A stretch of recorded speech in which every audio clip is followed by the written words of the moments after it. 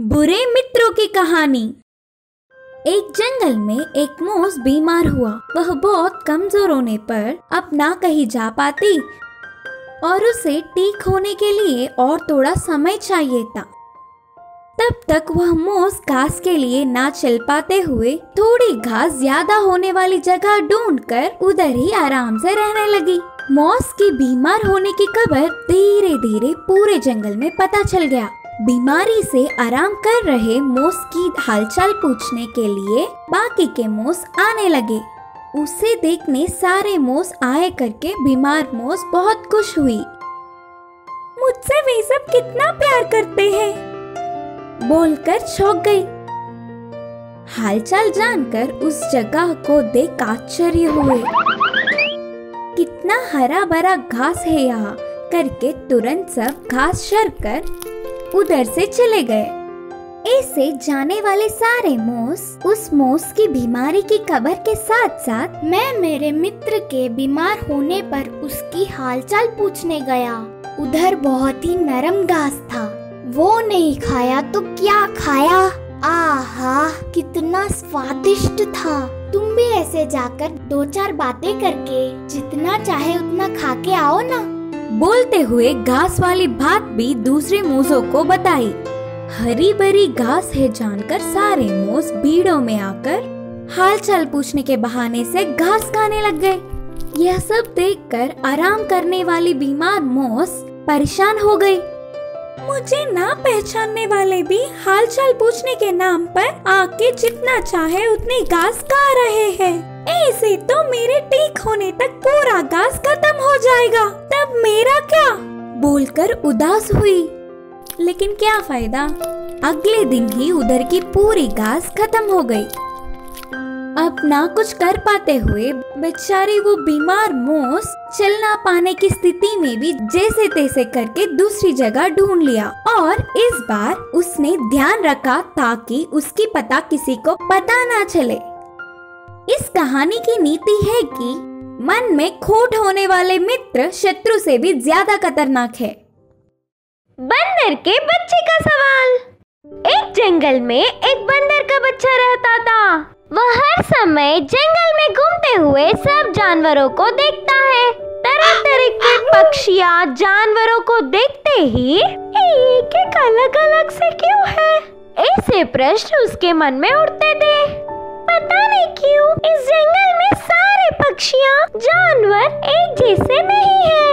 एक को पूछो तो दूसरों को बड़ी पंख है। एक जमीन पर भागता है तो दूसरा पानी में तैरता है और एक हवा में उड़ता है। ऐसे क्यों, कुछ समझ में नहीं आ रहा।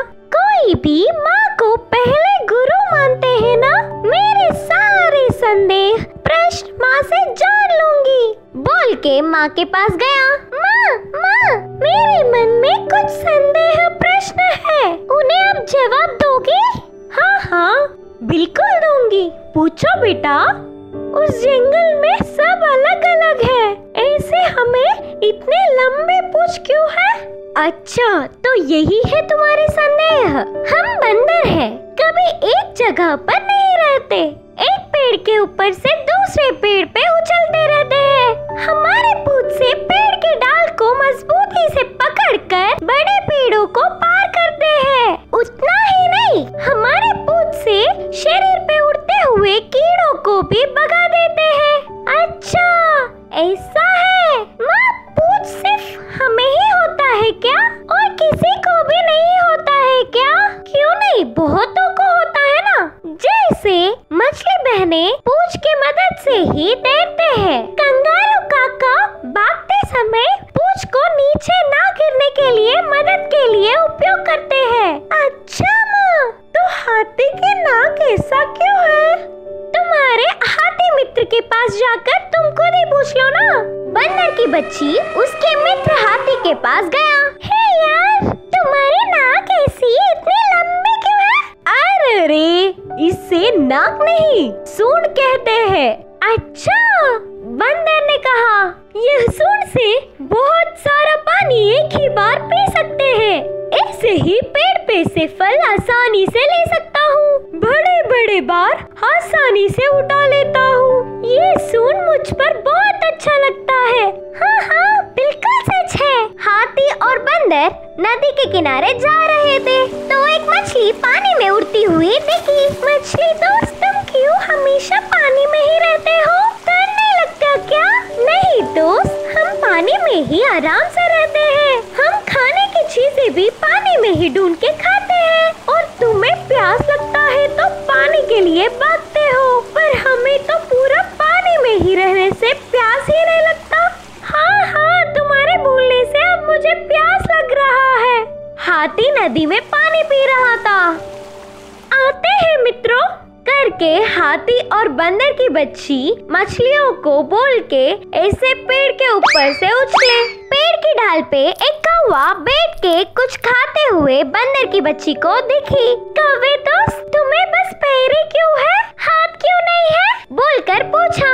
हमें हाथ नहीं होते, उसके स्थान पर पंख रहते हैं। उन पंखों की मदद से हम कितनी दूर चाहे उतनी दूर उड़ सकते हैं। ऐसे उड़ते हुए हम खाना खा लेते हैं। ऊपर से हम मौसम का हाल पहले ही जान लेते हैं, तब जल्दी से पंखों की मदद से किसी सुरक्षित जगह पर पहुंच जाते हैं। ओह अच्छा, बोल के उधर से बंदर की बच्ची निकलकर अपनी माँ के पास पहुंच गया। माँ, आज मेरे कुछ मित्रों से मिला। उनके विशेषताओं से वह बहुत खुशी से जी रहे हैं। मैंने अपनी आंखों से देखा। माँ, मैंने जान लिया कि ये भगवान की सृष्टि में हमारे जानवरों की दुनिया बहुत ही अद्भुत है। ऐसे बच्चा खुशी से बोलने पर माँ भी बहुत खुश हुई। इस कहानी की नीति यह है कि खुद अकेले की दुनिया तो नहीं होती, लेकिन जो उसी दुनिया को अद्भुत मान लेता है ना, उनको उससे बड़ी खुशी की बात होगा ही नहीं। कौवे का नया व्यापार। एक जंगल में एक बतख रहती थी। वह जंगल में बाजार खोलकर पक्षियों के जरूरत सामान, फूलों और मच्छियों को लाकर व्यापार करती थी। सस्ते दाम में ही अच्छे जरूरत सामानों को बेचने पर बहुत दूर रहने वाले पक्षी भी बतख के पास ही खरीदते थे। इससे उधर आए हुए पक्षियों का वो बहुत ही अच्छे से प्यार से हालचाल पूछती थी। ऐसे उसके दुकान पे आने से बहुत सारे पक्षी उसके दोस्त बने और उसको नाम के साथ साथ पैसे भी मिले। उसी जंगल में एक कौवा रहता था। वो भी उसके जरूरतमंद सामान बतख के पास ही खरीदता था, लेकिन उस कौवे को बतख के व्यापार को देख जलन हुई। किसी भी तरह उसके व्यापार नष्ट करने की सोच रहा था। उस कौवे को जंगल भर में दोस्त थे। उन दोस्तों का उपयोग करके वो भी बतख के जैसा ही व्यापार करके पैसे कमाने का उपाय सोची। कौवा उस जंगल में दुकान खोल रहा है करके अपने सारे दोस्तों को बताने लगा। बतख के दुकान के लिए मेहनत करके उतनी दूर जाना मुश्किल होगा, इसीलिए वो जंगल के बीच में ही वो अपना नया दुकान खोलने वाली है करके ऐलान किया और अब से उसके पास ही जरूरतमंद सामान खरीदने के लिए बोला। कौवे के द्वारा खोली हुई नए बाजार में उसके सारे दोस्त आने लगे। ऐसे सारे पक्षी कौवे के पास ही खरीदने लगे और बतख का व्यापार कम हो गया। एक दिन मुर्गा बड़ी सी थैली लेके कौवे की दुकान में आया और बोला, कौवे मामू, मुझे 2 किलो के दाने चाहिए। बोलकर पूछा। मुर्गे के मांग के मुताबिक ही कौवे ने दाना तोल कर दिया और बदले में पैसे मांगा।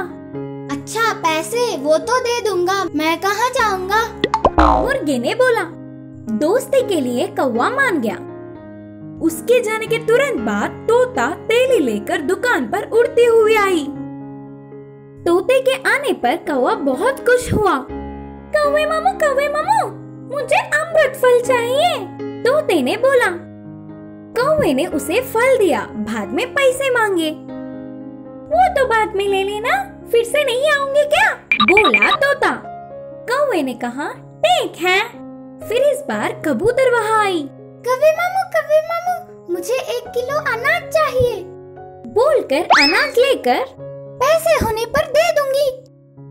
बोलते हुए थैली लेकर उड़ गई। बाद में दुकान के पास बाज आकर खड़ा हो गया। बाज के आने पर कौवा खुशी से उबल गया और कहा, अरे भाई आ जाना, बोलकर प्यार से कौवे ने बुलाया। अरे छोटू, मुझे मच्छी चाहिए, बाज ने गर्व से बोला। कौवा जल्दी से थैली भर मच्छियों को भर कर दिया और बदले में उससे पैसे मांगा। क्या पैसे? लेने का ही, लेकिन देने की आदत नहीं रही मुझे छोटू। बोलते हुए थैली लेकर बाज उड़ गई। बाज के ऐसे करने पर कौवे को आंसू ही कम थे। ऐसे कौवे के पास के सारे सामान खत्म हो गए, लेकिन पैसे वापस नहीं मिले। जोर से मांगकर वसूल करना चाहता तो दोस्ती बीच में पड़ गई। थोड़े पैसों से व्यापार न कर पाया और दुकान बंद हो गई। बतख के व्यापार के जलन से ही उसकी व्यापार टिक नहीं पाया। करके जाना, उतना ही नहीं, दोस्ती के भरोसे व्यापार नहीं कर सकते। बतख के जैसे व्यापार करने से भी बड़ा दोस्ती होती है, करके जान लिया।